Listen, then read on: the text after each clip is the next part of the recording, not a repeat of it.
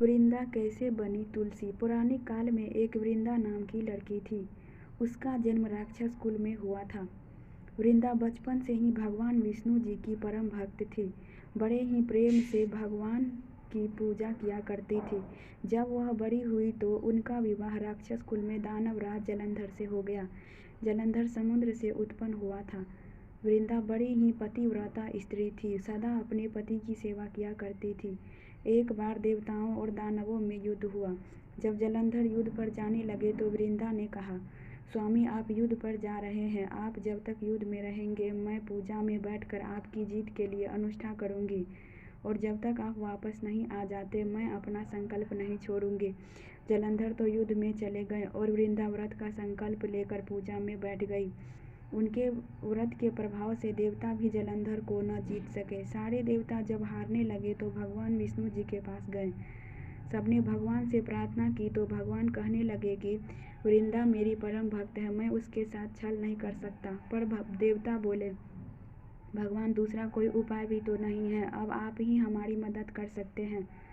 भगवान ने जलंधर का ही रूप रखा और वृंदा के महल में पहुंच गए। जैसे ही वृंदा ने अपने पति को देखा वे तुरंत पूजा में से उठ गई और उनके चरण छू लिए। जैसे ही उनका संकल्प टूटा, युद्ध में देवताओं ने जलंधर को मार दिया और उसका सिर काटकर अलग कर दिया। उनका सिर वृंदा के महल में गिरा। जब वृंदा ने देखा कि मेरे पति का सिर तो कटा पड़ा है, तो फिर ये जो मेरे सामने खड़े हैं ये कौन है। उन्होंने पूछा, आप कौन हैं जिसका स्पर्श मैंने किया। तब भगवान अपने रूप में आ गए, पर वे कुछ न बोल सके। वृंदा सारी बात समझ गई। उन्होंने भगवान को श्राप दे दिया, आप पत्थर के हो जाओ। भगवान तुरंत पत्थर के हो गए। सभी देवता हाहाकार करने लगे।